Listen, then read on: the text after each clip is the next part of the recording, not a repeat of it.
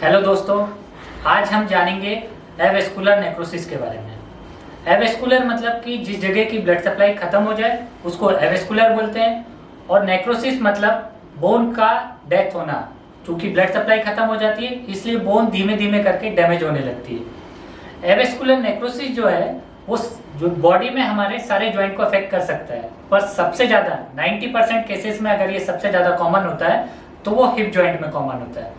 चूंकि ये हमारी बॉडी का सबसे ज्यादा वेट बेरिंग ज्वाइंट होता है, इसी पे सबसे ज्यादा वेट जाता है, इसलिए जब ये एवेस्कुलर नेक्रोसिस हिप ज्वाइंट का होता है तो ये सबसे ज्यादा लीडिंग कॉज है डिसेबिलिटी का। ये बीमारी जो है वो ज्यादातर यंग एज को अफेक्ट करती है, जिनकी एज ग्रुप जो होती है वो 20 साल से लेके 45 साल। मतलब ये जो बीमारी है वो हमेशा 20 से 45 साल के जो मरीज हैं उनमें ज्यादातर देखने को मिलती है। इस बीमारी में जो हमारी फीमर बोन होती है, जिसपे जो भी हमारी बॉडी की सबसे बड़ी बोन होती है फीमर, इसका जो हेड होता है, हमको जैसे पता है कि हमारा हिप जॉइंट जो है वो बॉल एंड सॉकेट टाइप का जॉइंट है जो कि इस तरह से मिशन होता है।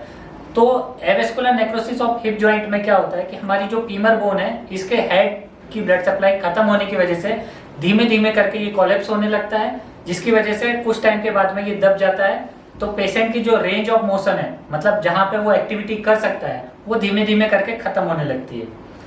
इस बीमारी में प्राइमरी सिम्टम्स जो आते हैं उसमें रेडिएटिंग सिम्टम्स ज्यादा होते हैं। रेडिएटिंग सिम्टम्स मतलब जिस जगह पे बीमारी है उसके वहां पे लक्षण ना आके दूसरी जगह पे आना।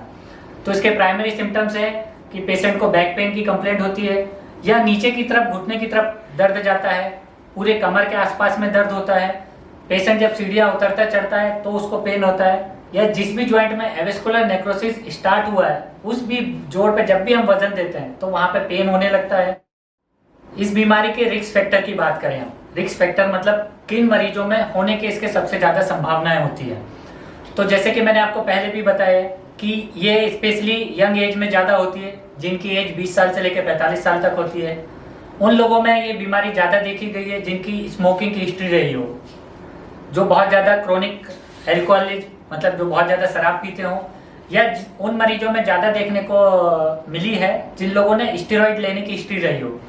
स्टेरॉइड मतलब जैसे अभी हमने देखा कि इस कोविड के टाइम में बहुत सारे लोगों ने अपने सेल्फ मेडिकेशन लिया है, अपने मन से दवाइयाँ ली है, तो इन दवाइयों का बहुत ज्यादा साइड इफेक्ट है जिसकी वजह से उनका हिप बोन जो है वो डैमेज हो गया है।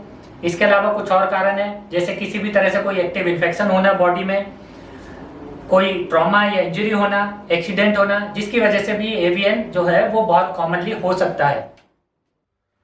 अब हम इस बीमारी के बारे में कैसे जान सकते हैं कि ये बीमारी है, तो इसके लिए कुछ जांचें जरूरी होती है। तो जैसे मैंने आपको बताया कि अर्ली स्टेज में इसके कुछ सिम्टम्स समझ में नहीं आते हैं, यूजुअली बैक की तरफ आते हैं या नीचे नी की तरफ जाते हैं, तो वैसे ही हम इसको अर्ली स्टेज में एक्सरे से हम इसको डिटेक्ट नहीं कर सकते हैं। तो इसके लिए सबसे प्राइमरी सिम्टम्स जो इन्वेस्टिगेशन है, अगर हम सिम्टम्स अगर हमको आ रहे हैं कि हमें बैक पेन हो रहा है या नी की तरफ रेडिएटिंग पेन हो रहा है, तो जो हमारा सबसे प्राइमरी इन्वेस्टिगेशन है वो एमआरआई से हमें ये पता चल सकता है कि जो पेशेंट है उसका किसी भी तरह से कोई इन्फेक्शन तो नहीं आ रहा है या उसमें एवीएन की स्टार्टिंग स्टेज तो नहीं है। हमेशा हमें ये ध्यान रखना है कि जब भी हम इसको जितनी अर्ली स्टेज में अगर हम इसको डायग्नोसिस कर सकते हैं उतनी अर्ली स्टेज में हम इसका ट्रीटमेंट उतने अच्छे से कर सकते हैं। अगला इन्वेस्टिगेशन है जो एक्सरे। एक्सरे से हमें बोन के शेप के बारे में पता चलता है कि बोन का शेप मेंटेन है कि नहीं है। तो ये दो बेसिक इन्वेस्टिगेशन है जिसके द्वारा हम इस बीमारी के बारे में जान सकते हैं और समझ सकते हैं। इस बीमारी की 4 स्टेजेस होती है, ग्रेड 1, ग्रेड 2, ग्रेड 3, ग्रेड 4। जैसे कि मैंने आपको बताया कि ग्रेड 1 में सिम्टम्स ही बहुत कम आते हैं, इसलिए पेशेंट को पता ही नहीं चल पाता है कि उसको ये बीमारी है। और ग्रेड 2 में धीमे धीमे करके सिम्टम्स आने चालू होते हैं। पर ग्रेड 1, ग्रेड 2 और ग्रेड 3 ऐसी स्टेज होती है जहां पे हम ज्वाइंट प्रिजर्वेशन कर सकते हैं, ज्वाइंट को बचा सकते हैं। पर जब भी ग्रेड 4 में आ जाता है, जहां पे बोन पूरी तरीके से कोलैप्स हो जाती है, हेड पूरी तरीके से कोलैप्स हो जाता है, उस स्टेज में जो है हम इसको बचा नहीं सकते। उस स्टेज में फिर इसको बदलना ही एक ऑप्शन होता है। पर चूंकि मैंने आपको पहले भी बताया है कि ये बीमारी हमेशा यंग एज में ज्यादा अफेक्ट करती है, 25 से लेकर 45 साल तक। तो अगर इस एज ग्रुप में अगर हम किसी बड़ी सर्जरी की तरफ जाते हैं जहां पे ज्वाइंट रिप्लेसमेंट जैसी सर्जरी करनी पड़े हमें, तो उस पेशेंट की एक्टिव लाइफ, किसी पर्सन की अगर हम 25 साल में अगर हम रिप्लेसमेंट प्लान कर देते हैं तो उस पेशेंट को अगर आने वाले 50 सालों तक उसकी एक्टिव लाइफ बहुत डिस्टर्ब होगी, जैसे कि वो नीचे नहीं बैठ सकता है या अपनी हाई वेलोसिटी एक्टिविटीज नहीं कर सकता, जिसमें भी भाग दौड़ की जरूरत है, वो सारी एक्टिविटीज उसकी रेस्ट्रिक्टेड हो जाएंगी।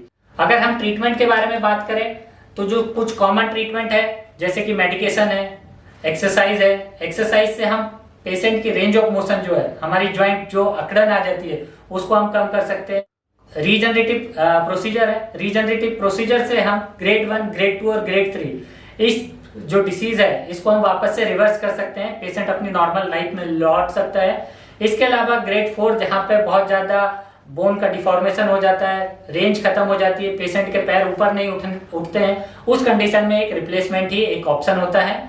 इसके अलावा बोन ग्राफ्टिंग एक और सर्जरी है, पर ये सारी सर्जरी जो होती है वो पेनफुल होती है, इसलिए हमें हमेशा फोकस ये रखना चाहिए कि हम पेशेंट को कितनी जल्दी हम उसके जॉइंट को प्रिजर्व कर सकते हैं।